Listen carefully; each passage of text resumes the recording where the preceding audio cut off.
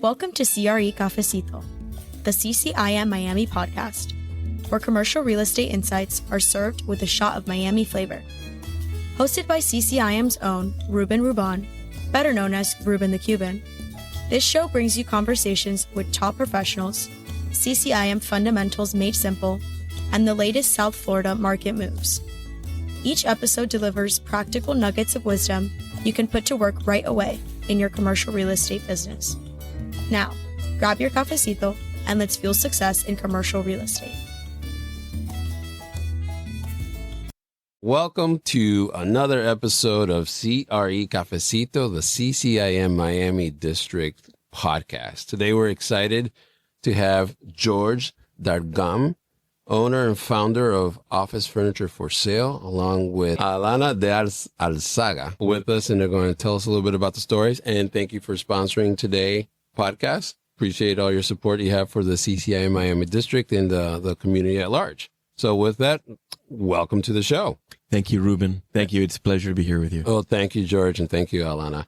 George, let's get kind of to the beginning. I always like to start with having people get to know a little bit about you, a little background, tell us who was George, early days, high school. Let's go back. High school. Okay. Yeah. Wow. So I was born and raised here in Miami.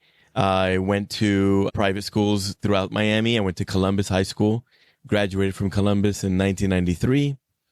And from Columbus, went to Miami-Dade, and then went to FIU, and then graduated and got into the working class. Nice. Yeah. So you graduated and got started working. Yeah. And then, how did we go from graduation to here? This empire of furniture? Empire. Empire. That's nice. Thank you for that. Well, my first job, my first corporate job out of college was with Office Depot's corporate headquarters. And that was based out of Delray Beach at the time. And that was in 1999.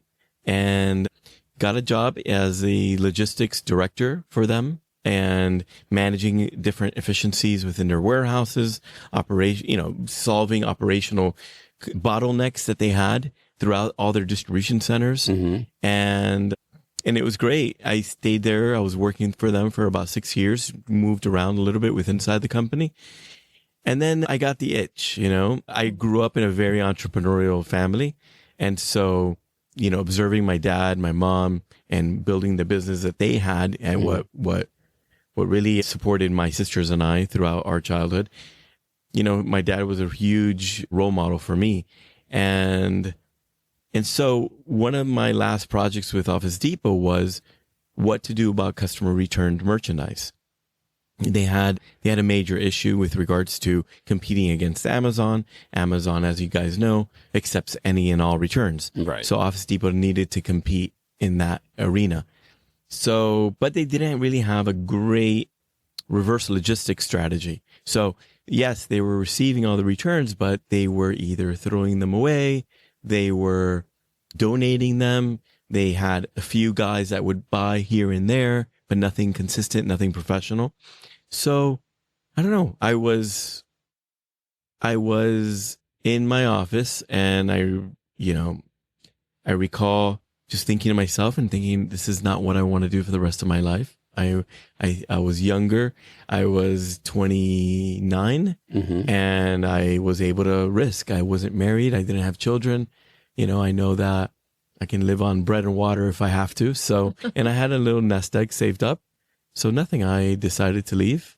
But I left in a positive way. And I came back to them and I negotiated a contract with them where we would buy all their customer return merchandise. No questions asked. So you saw the opportunity. Yeah. You created also your little. Yeah. And so the agreement started off South Florida and then it branched out into all of Florida and Southeast United States and then the entire eastern coast of the United States. So that's how we started the company. And we were receiving desks and chairs and copy paper, everything. And I never thought I would open up to the public. My idea was just to sell container loads of that assorted goods to the Caribbean, to South America, Central America, to as a wholesaler to resellers down there. Mm-hmm. And that it started off in that way and it was going well. And then I had an employee of my father's company one time told me, she goes, George, why don't you put that furniture in why don't you put an ad in El Clarín? And I'm like, El Clarín. I don't know if you guys have heard of that paper. It's like a little, it's a little local thing that you pick up in the supermarkets, right? At Serrano's. And so whatever, I put an ad in and I started getting people locally calling me and saying that they wanted inexpensive furniture, and so our business started off really. That's where it really started taking shape, mm-hmm. and it was a part of it was like 07, 08 era where the recession hit hard, the housing crisis hit, mm-hmm. and so a lot of people lost their jobs. And so what happens is when a lot of people lose their jobs, and there's no other job to take, they start whatever company they can start, right? For themselves. And so that was our market. It was the startup companies who were, couldn't afford new, who couldn't afford or didn't know how to access used or didn't want to buy used. Right. And so we were the solution for that problem. We were giving open box office furniture, desks that had a minor imperfection, a chair that had a minor imperfection, and at 30 to 50 to 70% below the Office Depot retail price. Wow. And then we were offering the service of delivering and assembling the whole thing. And so that's how the business really started taking shape. But since, that was from 05 to, the 08, 9 era. And then, but today, we're a very different business today. But, it was one time, I think a new CEO came in to Office Depot and said, hey, why are we giving this guy in Miami all our copy paper and all our chairs? We can just be selling them at 50% off in our stores and they were trying to get traffic back into their retail stores. Everybody's just buying them online on Amazon. And so that's the trend that everything has been going. So that CEO had some ideas that they wanted to employ. So they took away the chairs from us. They took away copy paper from us. And so I thought to myself, okay, well, you know what? I'm just going to go to China. So I went to China back in 2018 and found the same chairs, found the same quality or better quality actually, and started importing it ourselves. Wow. And so we're actually getting it cheaper than we were getting it through the outlet channel, believe it or not. And so it was just an eye opener. And it was funny that a lot of people would tell me, a lot of our vendors would tell us, hey, don't go to China. It's too hard. They're going to mess you up. They're not going to, it's going to be, I don't want to say the word screw you up. Yeah. But whatever. I mean, apologies. But, they were going to screw you over and, you got to watch your back. Right. And so I thought, you know what? If you could do it, I can do it. And so I just decided to go and it wasn't the way that they described it. And so, we started importing our own lines of furniture, of desks, of chairs, of everything. So fast forward to today, we are a commercial grade office furniture full service dealer, meaning we import our own lines. We sell our own commercial grade quality desks versus like Office Depot would have, let's say, home office furniture, and which doesn't stand the test of time in a true commercial setting.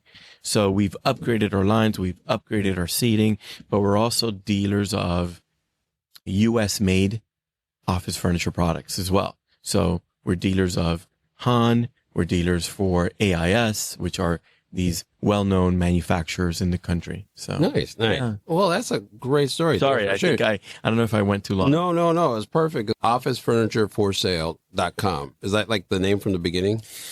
Yeah, that is the name. That has been the name from the beginning. It's a double-edged sword, right? Because, the company originally was a value retail operation, right? Right. So the name Office Furniture for Sale was catchy because it appealed to the people that were trying to save money. Right. And so we are still very competitive price wise. And however, our quality has increased a lot. It's not that we're more expensive or anything. It's just that we're offering a different quality of furniture and a different experience today. Right. Where people or companies are going to call us to design their space, from beginning to end. So we have design specialists that work for us, and that when a client calls us, they're moving their offices, they're opening up a new office, they're renovating, they'll call us, and we're happy now that we can be able to send experts to sit down with them, understand their business from the beginning to end, right? Understand what this individual needs, what that department requires, and also what's their time frame, what's their budget, what's their expectation. And so from that initial conversation, our design team creates a design that they can visualize, they can see. It's a 3D rendering, 2D plan views. Being able to visualize and create things, it's easier when you are full-time doing it. But it's not, many times you just pop into a space and you see it like, this is full furnished, this will go here and there. And I think that's where we go, like, where we have fun. I think that creating creating it's always a process of fun, and it's always nice to visualize and make upgrades to an actual space. You will say, here it goes, maybe that's not the right way. And always from the point of understanding the needs of our clients and customers. What also, George has always this 4 quick questions you have to ask, and it's, what's your budget? What's your time frame? Your time frame? Your design preferences, aesthetic preferences, the aesthetic preference, and your functional needs. And right from there, that's where all the process begins, and it goes really smooth, and it works out pretty well. Is there any particular memory of a client you're like, he came in or she, they came in and say, hey, I need something like yesterday, and you were able to help them out? Or is there one particular story that kind of, I know you probably have hundreds of stories. The other day, Nova Southeastern University, which is a client of ours, they call us that they need to quickly furnish a space in order to get a certain grant that they were applying for. And we had the inventory in stock. We were able to get it done. We were obviously prioritized their need because it was an urgent request. And so we were able to get it done within 7 days. Wow. 5-7 days. But, somebody asked me the other day, what is it that I love about what I do? And, I wouldn't say I love selling desks and selling chairs, right? I don't think that's what impassions me. And I didn't understand this until I started the company, and until at first it was all dollars and cents for us, right? For me, I looked at, I was able to get something at a very low price and sell it at a substantial margin. And that made sense. And that's how I was going to create my life, But what I started understanding, or started realizing, was that these people that would come in, they were all entrepreneurs. They were all in the beginning, more in the beginning than now, right? Now it's a lot more larger corporations and mid-sized companies that, you're a little distanced away from the actual entrepreneur, the founder, whoever that was that created the company. But initially, when I was really dealing with the small business operator, it was fascinating to hear all the ideas that they had, all the innovative approaches that they were bringing to market. One guy stands out in my mind, and it was fascinating. I mean, I was impressed. He didn't even buy. He ended up not buying from me. But I didn't care. I don't care. He came in. He took the idea. He came in. He sat with me, and I started talking to him. Hey, what do you do? And he starts sharing with me what his business is. And he says, well, we're replacing plastic. And I'm like, replacing plastic? Okay, go. What do you mean? He says, well, the gel caps for, aspirin, or not aspirin, sorry, for like medicine, the material used for the gel cap, to create the gel cap. So he's able to re-engineer that material to be able to create plastic bags, plastic bottles, plastic anything. And they're fully dissolvable. Oh, Wow. Because as you know, when you take a pill, right. Yeah. right, a gel, is it gel cap? Is it, or I'm thinking of the, Yeah. you know, the one that you Yeah. open. Yeah, Right. capsule. That capsule. Yeah. Yeah. So, you know, obviously it dissolves in your body. Right. So, and he said, I go, no way. I couldn't believe it. And he says, oh, I'll show you. And he goes out to his car, comes back in. He brings like a little grocery nylon bag. And You know, Cubans would call that, especially in Cuba, una javita. Exactly. Not He brought me a javita, and he goes, hey, can I have a cup of water? And I go, yeah, sure. And I give him a cup of water, and he puts the javita inside the cup of water, and he stirs it. And sure enough, it disappears. Oh, wow. It dissolves the whole bag. And I had touched the bag before, and I was like, wow, this is a real bag. This Wow. is David Copperfield You couldn't tell the bag. difference. You couldn't tell the difference between a typical plastic bag and this particular bag. Wow. And so I thought, oh my God, this guy's gonna be a billionaire. Yeah. Right. But he didn't want to spend, $200 on a desk. But whatever. It doesn't matter. I don't care. And I kept his information, and I kept in touch with him over the years. And I told him, dude, if you ever need an investor, I would invest whatever you need. Wow. I want to be in.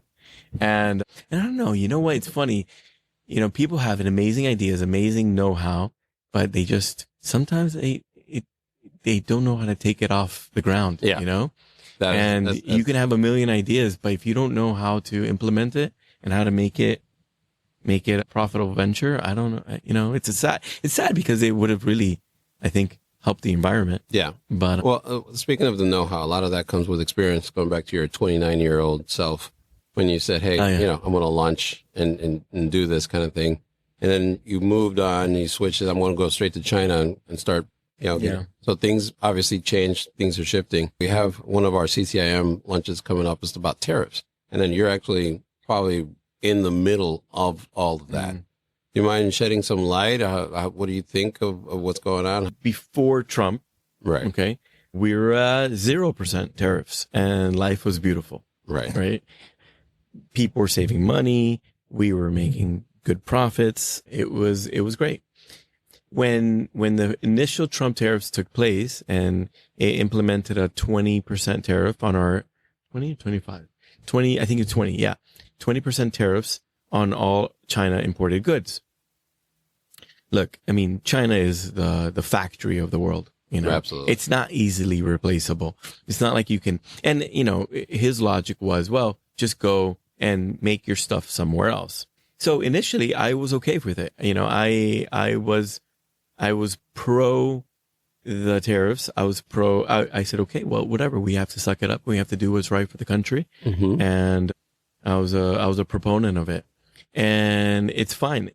So we did start going and seeking other manufacturers in different parts of the world. I mean, we looked at Brazil, we looked at Malaysia, we looked at Vietnam, we looked at Lithuania. So we ended up starting to import case goods like desks and storage and cabinets and whatnot from Lithuania, and great products, great quality. When in comparison to the landed costs, in comparison to China and to Lithuania at the time had 0% tariffs. So it was about a wash. It was about a wash between the post tariff cost, not the pre-tariff cost, Right. and the Lithuania cost. And so I decided, because I thought, okay, this is not going to stop here. Let's put some seeds and some roots into other factories and around the world. And so we started really investing a lot more into Lithuania and bringing that merchandise in. The room that we're sitting in right now is from that same factory. Oh, wow. Yeah. This is So great. this is a silent room that comes in different sizes. This happens to be a 4-person one, but they come larger and smaller and phone booth size and whatnot. Right. But yeah, so Lithuania became a very good strategic partner for us. And then, but the only one product that we really have a significant challenge in finding another factory is office chairs, office seating. It's very hard. All the components, taking them to different countries and whatnot, it raises the price to a point where it really doesn't make sense for the consumer. So even with the 20% tariff, and even now today with the new additional tariffs that raise it up to 55%, right? So we're paying 55% on all imported goods from China. Wow. But believe it or not, it's still competitive. Wow. Even after the 55%. And we have not changed our pricing. Really? Yeah. I've really absorbed a lot of it. Absorbed a lot of the cost. And, during the COVID era, there was major shipping costs fluctuations, if you can recall. Oh, absolutely. Right? I remember container prices were through the roof, 25,000. Pre-COVID, I was paying $2,500 a container. Yeah. Post-COVID or during COVID, I was paying, I think it got up to even $20,000 for a container. Yeah. And you can't stop, right? If you stop, you might as well just close your door. Right. So you have to keep going. And so we had risen our costs, our prices to handle those increased shipping costs. And then shipping costs did go down. We did reduce our prices slightly, but not drastically. And then when these new tariffs came in, I looked at the margins. I said, listen, we're still able to have a healthy enough margin to support our company and our employees and our salaries and whatnot.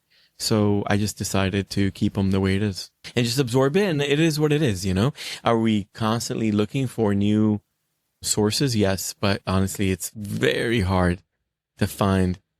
I mean, Vietnam, for example, they offer office chairs. Right. There's several office chair factories, but their minimum order quantities are huge. And the factories are not up to par yet.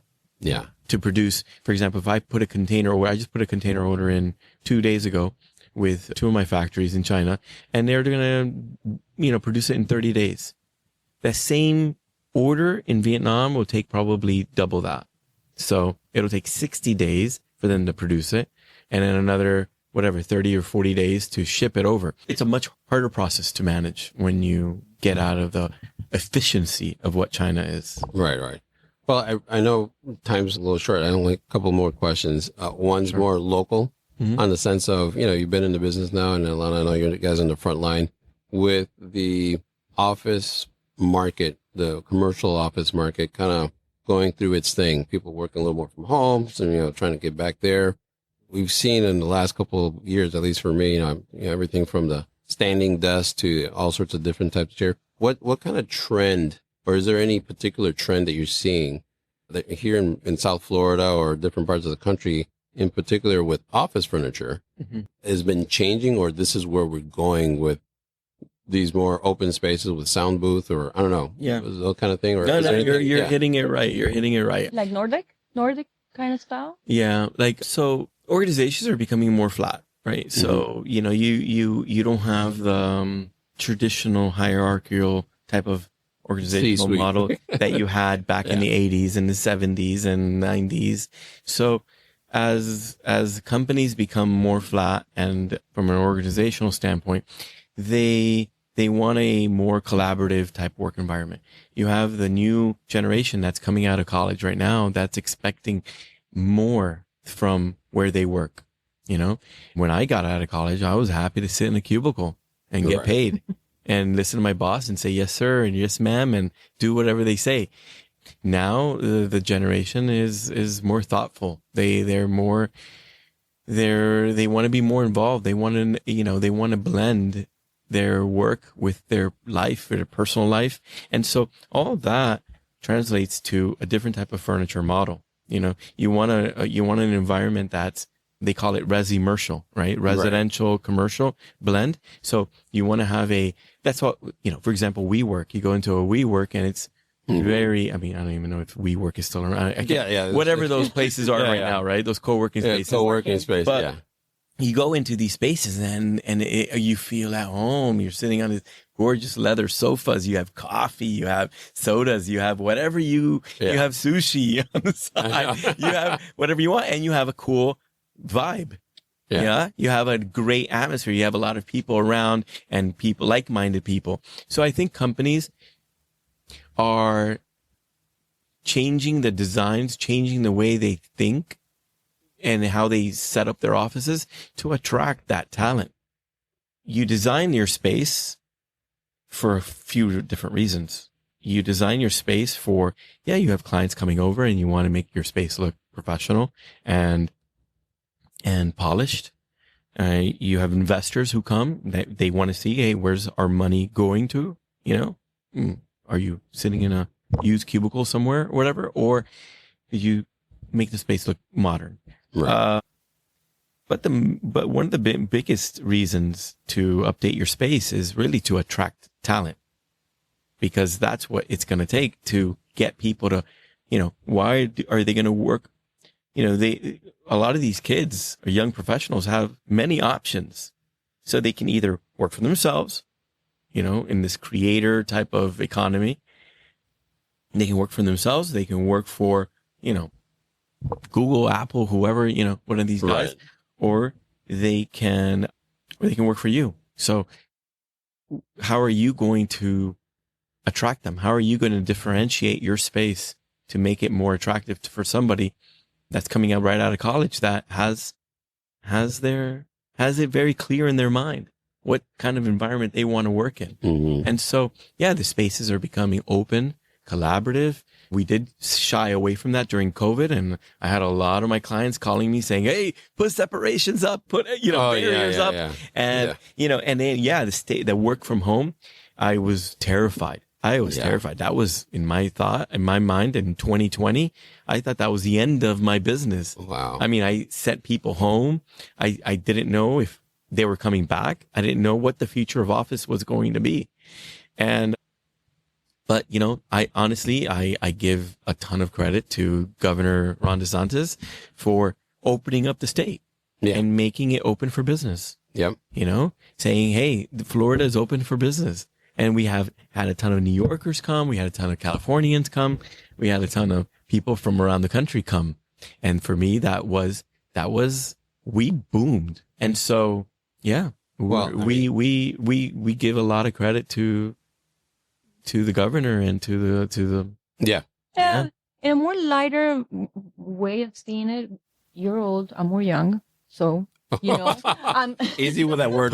Easy with the driver's license. Let's confirm the difference here. No, it's true, but what it is true. I'm millennial. I'm a millennial. Are you? Okay. Yes, I am. I'm like right on the borderline. Okay. And what you're looking when you go to work in an office. Rub it in.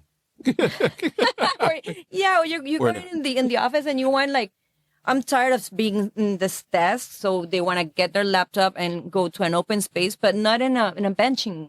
And they want to go into a nice, comfy lounge chair, or they want just to get a little booth and be a part of everyone. I think the workspaces now are going with the flow and also with the moodies, because we're humans and you're not in the same mood every day. So when you come to the office, if you're able to provide spaces that get into those moods, that works for you. And I think that at the end of the day, it reflects on the efficiency of the work that you're getting from your workforce. Just to wrap up, thank you very much.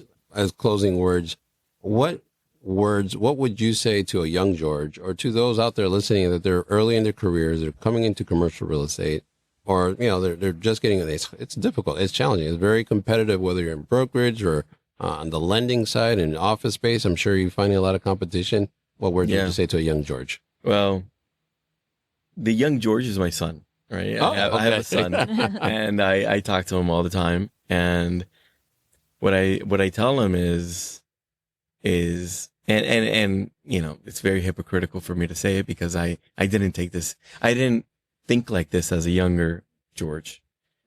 But don't worry about the money, right? Money will come. I tell my son all the time, I go, find what you love, do what you love. When you do what you love, you'll do it well.